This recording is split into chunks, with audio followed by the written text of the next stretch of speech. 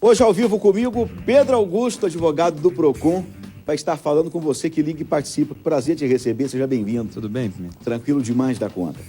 Eu até passei esse caso pro Frank. O caso de um senhor de mais de 70 anos de idade. Ele morou numa casa no bairro Laranjeiras, alugou essa casa através de uma imobiliária famosa aqui no Centro Comercial de Uberlândia. Eu tô até coçando a língua para falar o nome. Morou 60 dias na casa, não tem criança, não tem neto, tem na casa, não tem nada. Só ele e a esposa. Detalhe, quando ele saiu da casa, 60 dias depois, obrigaram ele a pintar a casa por dentro e por fora toda. Colocar uma torneira que não existia. Perguntaram para ele sobre uns pés de manga e pés de laranja que tinha no fundo do quintal, que no fim até o dono chegou e falou, não, nunca teve esses pés de laranja aqui. E para piorar a situação, pela quebra de contrato, enfiaram nele uma multa dividida em 3 vezes de R$ 825,17. Uma casa fraquinha, casinha de 2 quartos, sala, copa, cozinha. Isso pode, Pedro? Olha, Pimenta, há uma discussão, primeiramente, se isso seria uma relação de consumo entre a imobiliária e o locatário, ou entre o locador e o locatário. Sim. Existem algumas discussões que são levadas ao Procon, em que nós temos que analisar justamente a primeira coisa é se há uma relação de consumo.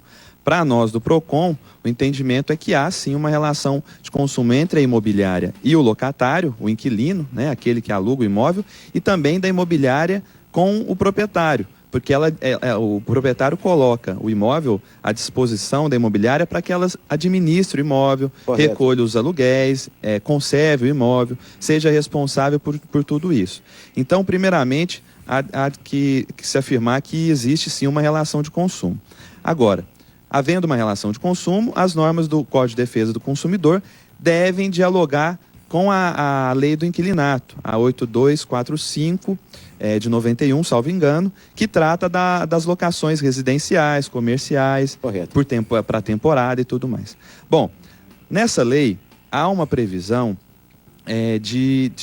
da multa, primeiramente da multa por quebra de contrato, por rescisão contratual, quando o locatário, eu não sei o motivo porque ele rescindiu o contrato, ele deixa de ocupar o imóvel. Sim. Ele faz a notificação do proprietário através da imobiliária e há previsão, desde que prevista no contrato, mas há a previsão legal de que poderia ser cobrada uma multa, né? Uma multa proporcional ao tempo de ocupação. Então, geralmente, eles colocam 3 aluguéis, né? Provavelmente foi isso que aconteceu, só que essa multa deve ser calculada com base no tempo que ele deixou de ocupar o imóvel. Era um contrato recente, né? Ele desocupou o imóvel aí com apenas 60 dias de contrato, então provavelmente a multa vai ser alta mesmo. Agora, essa questão de pintar o imóvel... Com 60 dias o imóvel está pintadinho. As condições em que ele encontrou o imóvel, primeiro é necessário analisar o laudo de vistoria, porque quando você vai entrar no imóvel, Sim, é feito um laudo de vistoria justamente para avaliar as condições em que o imóvel ele foi entregue e as condições que você deve devolver para a imobiliária. Há previsão, lá na lei do inquilinato também, que o locatário se obriga a manter o imóvel nas condições em que ele encontrou e devolver assim também para o proprietário.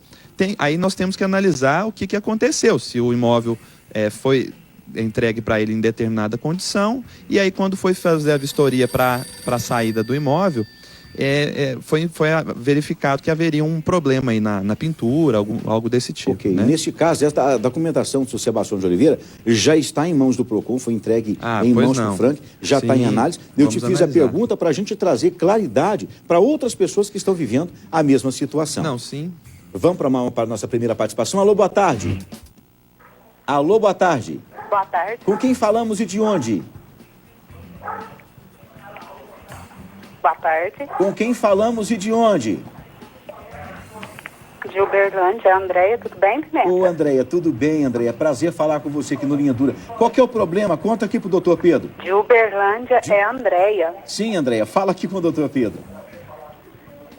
Igualmente. Sim. Tá ouvindo a Então, gente pela doutor televisão. Pedro, todas as vezes que eu vou num estabelecimento comercial aqui de Uberlândia, comprar algum produto cosmético, a pessoa fala que eles não trocam a mercadoria, não adianta você ir lá, se tiver com algum problema, eles não vão trocar. Aí eu queria saber do senhor se procede essa informação, porque quando o produto tem algum problema, a gente não pode trocar, não é direito do consumidor? Sim. Olha, esse tipo de alegação ou de informação que é passada, tem sido passada por esse estabelecimento, ela não procede, é uma informação ilegal. Na verdade, há uma exoneração da responsabilidade por vício do produto que o Código de Defesa do Consumidor veda expressamente. O fornecedor de produtos e serviços, ele não pode se exonerar dessa obrigação por vícios que forem constatados ali no produto. Então, se o produto cosmético não atendeu às expectativas do consumidor por algum problema que comprometeu a sua qualidade, a sua característica, o consumidor pode sim reclamar desses vícios e, como é um produto de difícil reparo, geralmente não há possibilidade de reparo de um produto cosmético, o consumidor faz jus às opções do artigo 18, lá do Código de Defesa do Consumidor, parágrafo 1º, que é a devolução do valor, o abatimento proporcional, que aí no caso não seria muito cabível, e a troca do produto por um outro de mesma espécie em perfeitas condições de uso. Show demais da conta. Mais uma participação. Alô, boa tarde. Boa tarde. Falamos com quem e de onde? Aqui com o José Lira, aqui do Lisote. Ô, seu José, obrigado pela presença aqui no Linha Dura. Abraço para todos vocês do Lisote, também para o Jardim Patrícia, pela grande audiência que nós temos aí. Qual que é a bronca, seu José? Conta aqui pro Pedro. É o seguinte, eu paguei uma água lá no Terminal Central e 2 meses depois veio com juros e correção monetária e o DEMAI me cobrando de novo, sendo que a pessoa que cobrou não repassou pro DEMAI. E o DEMAI me cobrou de novo e cortou minha água e eu tive que pagar água 2 vezes, coisa que nunca aconteceu aqui de nós atrasar a água e não tem condição um negócio desse. Seu José, o senhor pagou onde esse talão? Eu paguei lá no Terminal Central. No Lotérica? Naquela lotérica. Na lotérica não, naquele negócio que cobra ali do lado, ali no terminal ali. Sei. E me diz uma coisa, na hora eles passaram a folhinha na máquina, onde fica impresso o valor pago e a data? Tá comigo a data e tudo. E aí, doutor Pedro? Bom, tem autenticação de pagamento, aparentemente houve o débito na conta do consumidor, ele deve levar essa conta para o DEMAI e falar, a conta foi paga, vocês não poderiam ter efetuado o corte, aí há que se verificar o que aconteceu nesse repasse dos recursos. Às vezes acontece de debitar na conta do consumidor e não ser repassado para a concessionária. Tem que ver o que aconteceu. E aí o DEMAI vai saber explicar isso. Se foi uma cobrança indevida, ou seja, se realmente fica comprovado, ele fez o pagamento conforme ele atesta, e eu acredito na pessoa dele, isso. Com certeza, ele não ligaria num programa de audiência como Linha Dura para contar uma inverdade, pelo contrário. Com certeza. E aí, resultado, aí vale aquela lei, por exemplo, para os bancos, que quando eles te cobram uma dívida indevida, eles pagam aquela dívida em dobro para você? Vale. Pela cobrança indevida? Vale, ele tem o direito de ser ressarcido em dobro. Claro, aí há que você verificar o que aconteceu. Se houve, por parte do DEMAI, aí, uma cobrança indevida e se não houve uma hipótese de engano justificável. Porque o Código de Defesa do Consumidor, Pimenta, ele traz a obrigação da restituição em dobro em caso de pagamentos indevidos, lá no artigo 42, parágrafo único. E lá, ele traz essa obrigação, só que ele faz uma ressalva, salvo hipótese de engano justificável. O que seria isso? Talvez um erro na compensação bancária, que o DEMAI não teria dado causa. Ele pagou numa lotérica ou num lugar que recebe títulos, e talvez esse estabelecimento não tenha feito o repasse a tempo, para que ele não fosse cobrado 2 vezes. Mas apresentando a conta no DEMAI devidamente paga, acredito que o DEMAI não pudesse ter efetuado o corte e também não pudesse ter feito a cobrança. Se isso aconteceu, ele pode pedir a reparação por danos morais, inclusive pelo corte indevido do fornecimento de água, além da restituição em dobro do valor que ele pagou em excesso. Perfeitamente. Tá, mais uma participação. Alô, boa tarde. Alô, boa tarde. Com quem falamos e de onde? Com a Albertina. Albertina, obrigado pela sua presença aqui no Linha Dura. Qual é o problema que está te afetando? Conta aqui pro doutor Pedro do Procon. É porque eu pedi uma internet da Claro, aí eles me deram com o modem.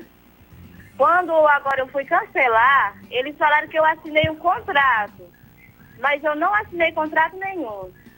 Aí eu quero cancelar a internet, mas eles falaram que eu tenho que pagar uma multa por quebra de contrato.